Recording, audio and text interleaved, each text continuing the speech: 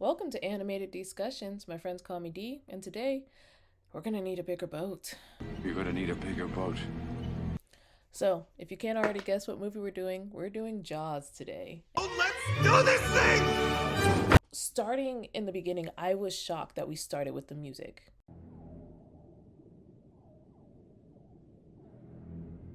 I really was.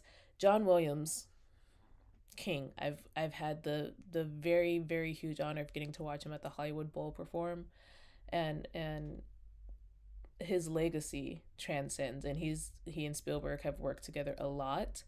This was Spielberg's first big blockbuster, so it only makes sense that John Williams was a part of it. I thought that music wasn't going to come till later, and so even if you don't know that it's from Jaws, everyone knows the Jaws song, the soundtrack, music, composition. I don't know what to call it, but the dun dun dun dun dun dun dun. It's iconic. So starting the movie with that, really, I feel like set the tone immediately. Especially, I can imagine in the 70s hearing it and have never heard it before. That's just how the movie starts. I feel like really sets the tone of that fear and that tension. So well done. I've got goosebumps. One thing that I've noticed, and I think Spielberg did this to really emphasize where they are, because Brody, he's from the city, he's from New York City. It's his first year in this small town, which I guess I should do a recap. Obviously. I assume everyone knows what this movie's about. Forgive me. Never! Jaws takes place at a small beach town in around the 70s, and Brody is a police officer who has moved his family from New York City to this small beach town in hopes of having a more peaceful life as a cop. Summer is about to start, and it starts so well until Chaos! until a shark has infested the waters, basically. And so now they try to save Summer by hopefully getting rid of this shark in time. So moving back, the overstimulation in this movie is really interesting. Brody goes, after he sees the woman's body, he goes to the precinct or the sheriff's office, and everyone is talking over everybody. And this happens like 2 or 3 other times in the movie. And I think it's to really emphasize that small town feel of like everyone's talking, everyone, like there's a small panic because something like this has never happened before. He's new, so I don't think he has a lot of the respect a lot of people would give a police officer there, because he doesn't know their ways. He's trying to shut down the beaches, and it's summer. This is where all their revenue comes from. So he's heading to the waters to see if he can figure out what's going on. As he's on this like ferry boat, this car comes up behind him, doesn't even realize it, and the mayor and a few other guys and a coroner all come out and tell him like it wasn't a shark attack, it was she fell and got hit by a boat motor. Are you stupid? And Brody's like, you're willing to change your answer and stand by that? And he's like, yes, I am. And it's just like, so then Brody keeps the beaches open. So then everyone gets in the water. And then unfortunately we lose this little kid.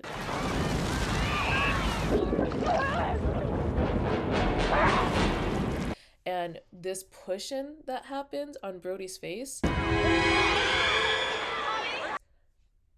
gold. It's just like, it almost looks like a fisheye lens. It's really good, and it's just like, whew, right in the face. And man, I really love that moment of like, he should have stuck to his guns, but nobody's believing him. Listen to me.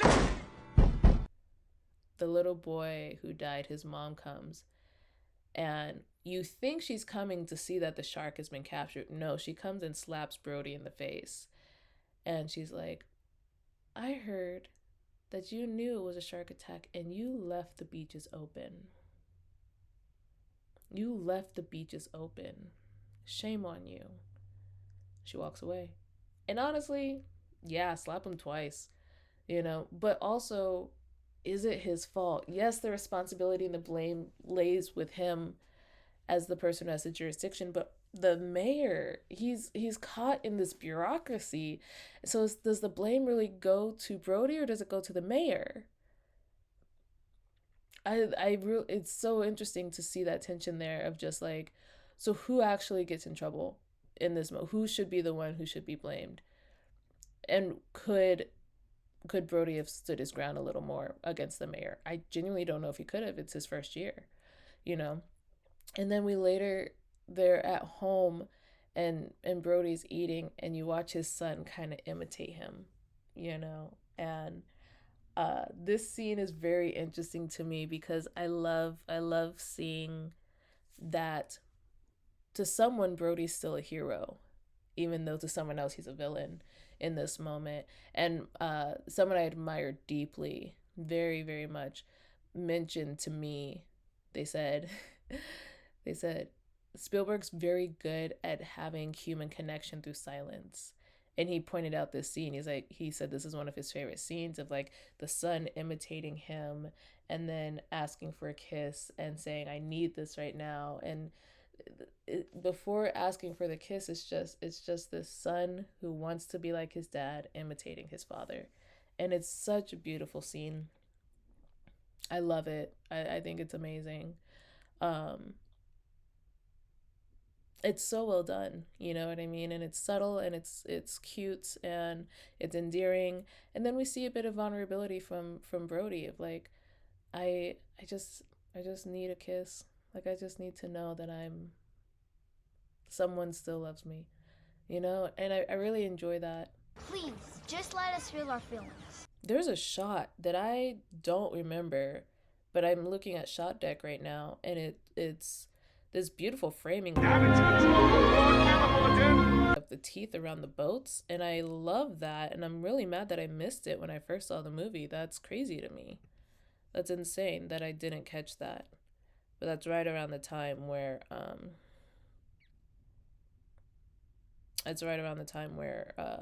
they all get up the boat together, Hooper, Quint, and Brody.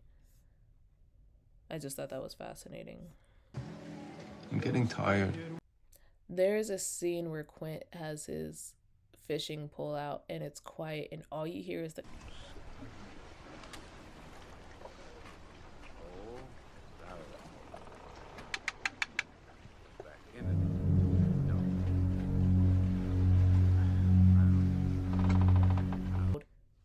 that is perfect tension for me. I love that tension right there. It's silent except for the oh, that's a better sound. I couldn't figure out how to make it sound. It's so cool, and I really enjoy that. I absolutely love Brody is still pouring out the chum, basically, and there's silence, and the shark just like peeks up, and Brody's not paying attention, and then he turns to look, and then he like pulls back. That's my favorite shot. That's my favorite shot of just Brody. Like, I love the composition of that shot. I love the location. I love the shock on his face, and then he slowly backs away, and then you hear the line. You're gonna need a bigger boat. And I'm like, because that line is one of the top movie quotes in the world. We're gonna need a bigger slingshot. Oh, we're gonna need a bigger restaurant. We're gonna need a bigger hospital. We're gonna need a bigger Flash. We're gonna need a bigger pyramid. We're gonna need a bigger boat. It's so understated. I think I thought it'd be a bigger moment where everyone's like, we're gonna need a bigger boat. Ah, where's the bigger boat? And it's so quiet. It's just such an understated line.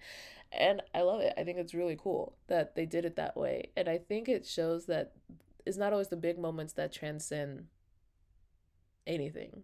It's the moment that hits the hardest. And we always assume bigger means better. And that's not the case. It's such a subtle read of that line. You're gonna need a bigger boat. Dope. So dope. It's very dope to me. Later, after they don't get the shark. He has a barrel, but he's swimming away. It's nighttime, and Mr. Quint and Hooper start to do like a scar off where they show all the different scars that they have. It won't be permanent. I want to see something permanent. Which is really fascinating to me because it just showcases how similar the two of them are.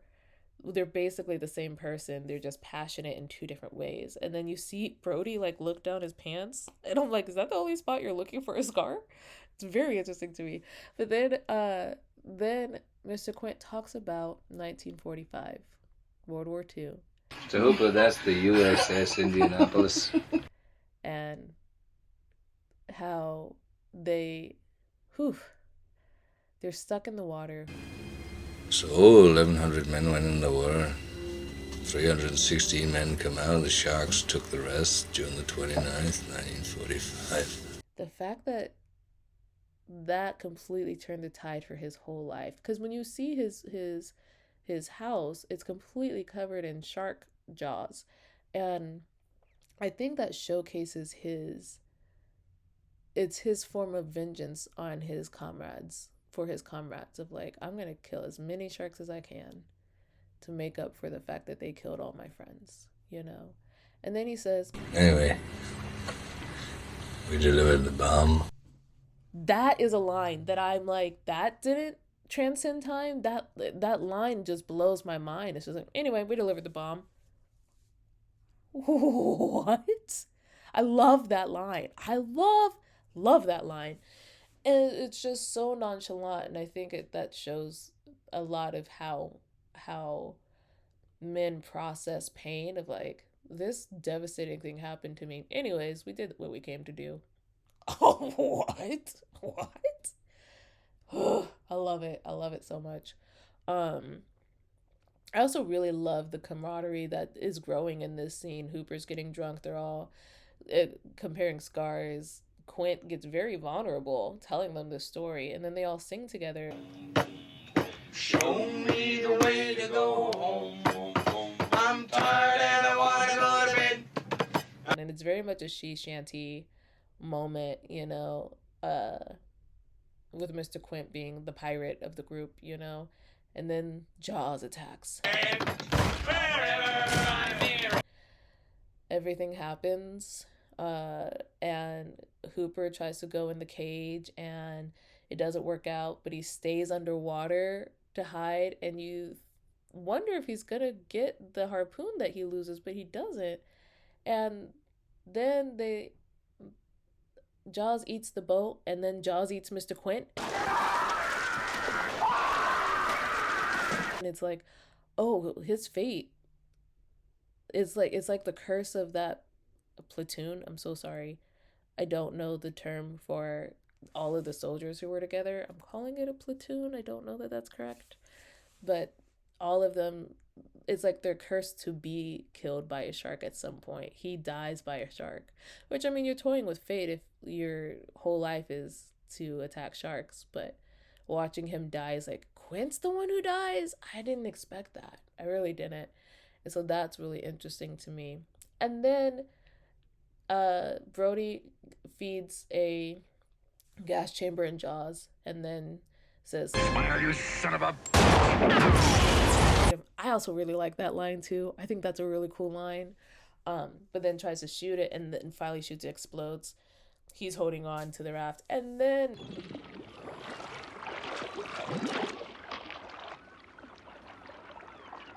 which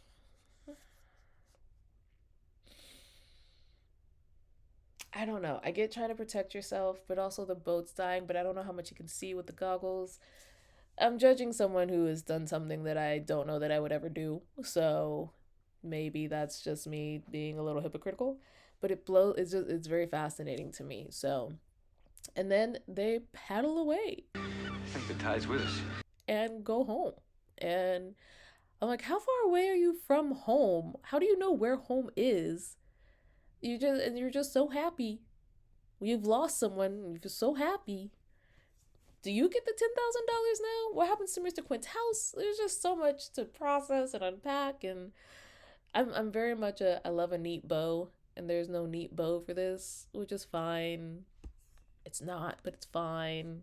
In conclusion, So what's fascinating is Jaws is not on the real stats list for the top 100. Wait, really? I thought that was fascinating because everyone talks about what a legacy it is. And I agree. I think that it's a beautiful, how do I put this?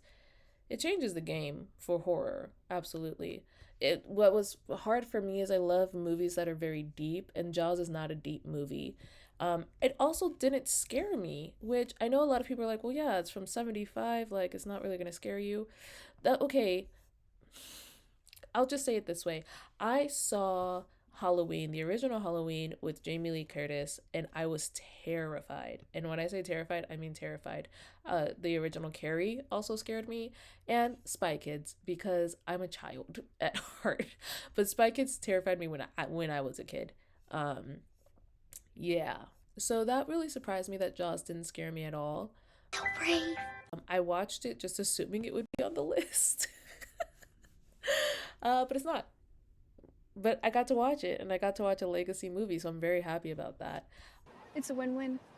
It's one of those movies that I think started it all, and I love respecting those movies. Snow White and the Seven Dwarfs is a huge one for me because of my love for animation. So yeah, it was a fun movie to watch. I'm very glad I've watched it. I loved seeing Spielberg's mind in a lot of things. I mean, he's one of the forefathers of American film, and so studying his work, I think, is always necessary. And then John Williams, quality. So yeah, I think it was a great movie. Let me know your thoughts. Let me know if you think it should be in the top 100. Let the debate begin! Anyways, that's all for today. See you later.